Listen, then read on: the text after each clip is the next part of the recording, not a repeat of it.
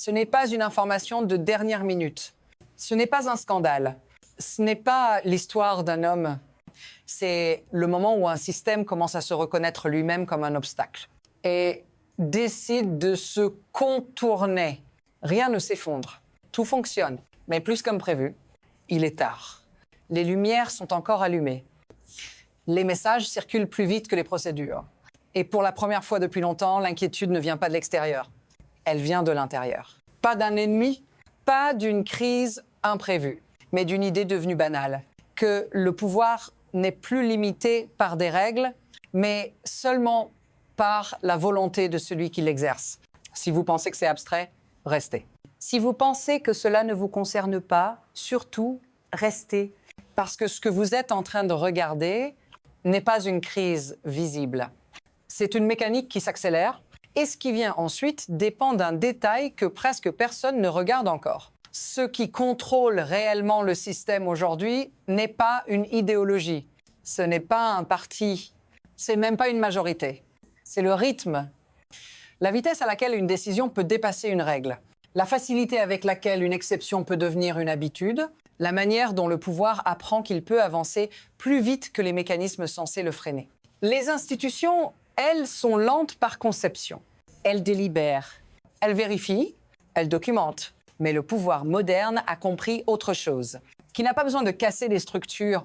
Il lui suffit de les rendre obsolètes par accélération. Quand tout devient urgent, plus rien n'est vraiment examiné. Quand tout est une crise, plus rien n'est exceptionnel. Et quand chaque limite est présentée comme un obstacle, la limite devient l'ennemi. Ce n'est pas une prise de contrôle brutale. C'est un glissement silencieux. Et ce glissement repose sur une transformation précise, presque invisible, que nous avons laissé s'installer. C'est là qu'histoire commence vraiment à changer. Il y a encore quelques années, ce genre de pouvoir était rare. Encadré, temporaire, une exception utilisée quand tout le reste avait échoué. Avant, une urgence signifiait que le système reconnaissait ses limites. Aujourd'hui, elle signifie qu'il les contourne. Avant, une crise déclenchait un débat. Maintenant, elle le remplace. Et le changement ne s'est pas fait dans le fracas, il s'est fait dans le silence. À force de répétition, une déclaration, puis une autre, puis l'idée que demander l'autorisation prenait trop de temps. Ce qui était censé être un dernier recours est devenu une méthode. Ce qui devait suspendre la normalité est devenu la nouvelle normalité. Et le plus dangereux, ce n'est pas que cela se produise, c'est que nous y habituons. Parce que quand un système fonctionne assez longtemps en mode exception, il finit par oublier comment revenir en arrière. Et quand quelqu'un tente de ralentir la machine, ce geste n'apparaît plus comme une protection, mais comme une menace. C'est exactement à ce moment-là que les premières secousses deviennent visibles. Et elles arrivent plus vite que prévu. Puis quelque chose se produit. Pas un effondrement, un choc bref, précis. Une décision qui ne ressemble pas à une décision, une phrase lancée sans procédure, une hypothèse traitée comme une option, et soudain, ce qui relevait de la théorie devient concret. Parce que cette fois, l'exception ne concerne pas une règle abstraite. Elle touche un engagement ancien, un lien présenté depuis des décennies comme non négociable. La réaction est immédiate, mais discrète. Pas de discours public, pas de caméra, des appels, des réunions tardives, des lignes qui jusque-là n'avaient jamais été franchies. Ce qui inquiète n'est pas l'idée elle-même, c'est le fait qu'elle ait pu être formulée sans filtre, sans frein visible. Si vous regardez seulement la surface, vous verrez un épisode de plus. Si vous regardez le mécanisme, vous verrez autre chose. Vous verrez des acteurs internes tenter de ralentir une trajectoire qui commence à échapper à tout contrôle. Et ce qu'ils s'apprêtent à faire n'arrive que quand un système sent le danger approcher. La question n'est plus si, c'est jusqu'où. Voici comment le système fonctionne réellement, une fois que l'exception devient l'outil principal. Le pouvoir ne se déplace plus par la loi, il se déplace par le récit. Déclarer une urgence ne sert pas d'abord à agir. Cela sert à redéfinir le terrain, à décider qui parle, qui retarde, qui dérange. Dans ce cadre, ceux qui bénéficient sont toujours les mêmes. ceux qui peuvent agir vite, ceux qui ont déjà l'accès, ceux pour qui l'incertitude est une opportunité, pas un risque. Le coût, lui, est diffus. Il ne tombe pas d'un coup. Il s'étale. Il se dilue dans le temps, dans les procédures suspendues, dans les contrôles repoussés. Et surtout, il est absorbé par ceux qui ne peuvent pas accélérer. Les institutions, les mécanismes de surveillance, les règles écrites pour durer plus longtemps qu'un mandat. À ce stade, le système ne protège plus contre l'abus. Il récompense la vitesse. Il punit la prudence.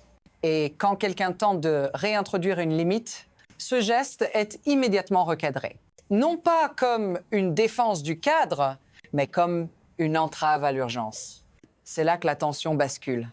Parce que le conflit ne porte plus sur une décision. Il porte sur le droit même de dire non. Et ce genre de conflit ne reste jamais théorique très longtemps. Puis tout s'accélère, les réponses deviennent plus courtes. Les délais se compressent.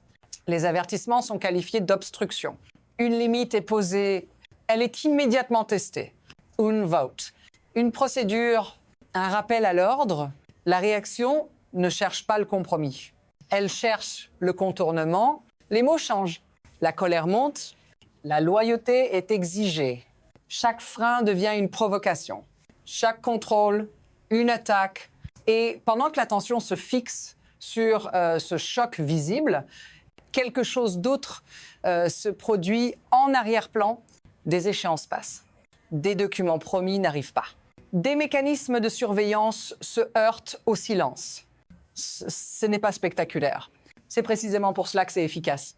Parce qu'un système peut survivre à une crise ouverte, mais il se vide lentement quand ces garde-fous cessent de fonctionner sans bruit. Et à ce stade, plus personne n'attend vraiment que tout s'arrête. La seule question devient qui va céder en premier. Et à ce stade, ce n'est plus abstrait. Ce n'est plus institutionnel. C'est vous. Parce que quand les règles deviennent flexibles au sommet, elles deviennent imprévisibles en bas. Vous le ressentez sans toujours pouvoir le nommer. Dans la façon dont les décisions arrivent sans explication. Dans le sentiment que tout est urgent, mais que rien n'est clair. Dans l'idée que contester coûte plus cher que se taire, ce système ne vous demande pas d'adhérer. Il vous demande de vous adapter, de ne pas poser trop de questions, de ne pas attendre de réponses complètes, de ne pas compter sur des délais qui tenaient autrefois. Et plus vous vous adaptez, plus cela devient normal. C'est comme ça que la pression se diffuse, pas par la peur frontale, par l'usure. Si vous avez déjà eu l'impression que quelque chose glissait, que le cadre se déplaçait pendant que vous faisiez autre chose, ce n'était pas une intuition.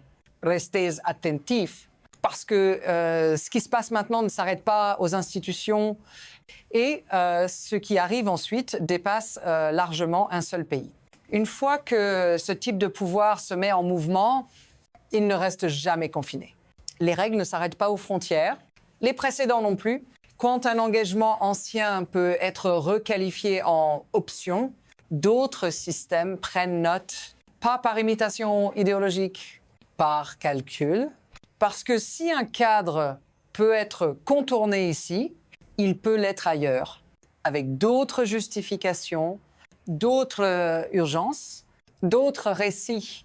Les alliances deviennent conditionnelles, les accords deviennent interprétables. La stabilité devient temporaire. Et ce qui semblait solide commence à vibrer. Pas assez pour s'effondrer. Juste assez pour inquiéter. Les marchés s'ajustent, les gouvernements recalculent, les lignes rouges deviennent floues.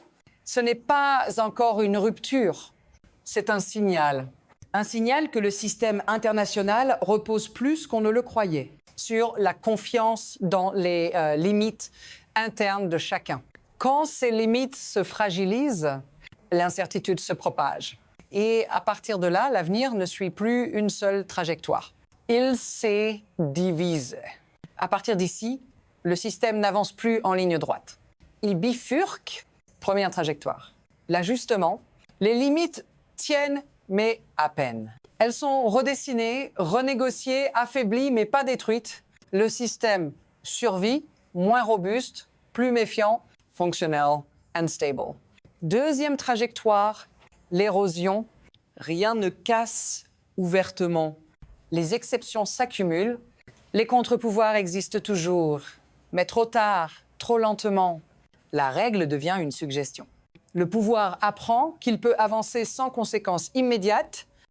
Troisième trajectoire. La rupture, pas forcément spectaculaire, un moment précis où une limite est testée et ne répond pas, où l'on découvre que personne ne peut ou n'ose dire non. Et après cela, le retour en arrière n'est plus une option. Le système peut emprunter n'importe laquelle de ses voies et il peut passer de l'une à l'autre sans avertissement.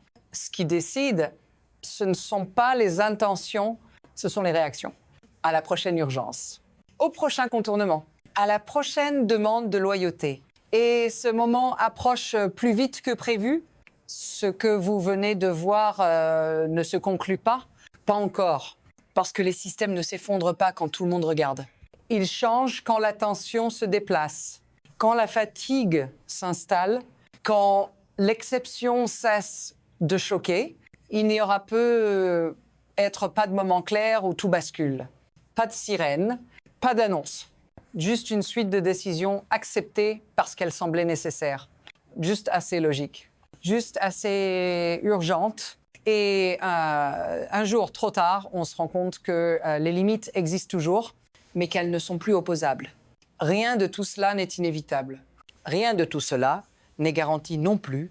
Ce qui est en jeu maintenant, ce n'est pas un dirigeant, ni un parte, ni même une crise particulière.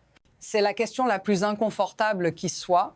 Qu'est-ce qui se passe quand le pouvoir apprend qu'il peut se passer de permission ? Si vous voulez comprendre ce qui vient ensuite, il faut regarder là où le bruit est faible. Là où les règles sont testées sans caméra. Là où les précédents se fabriquent, c'est exactement ce que nous allons suivre. La suite commence ici.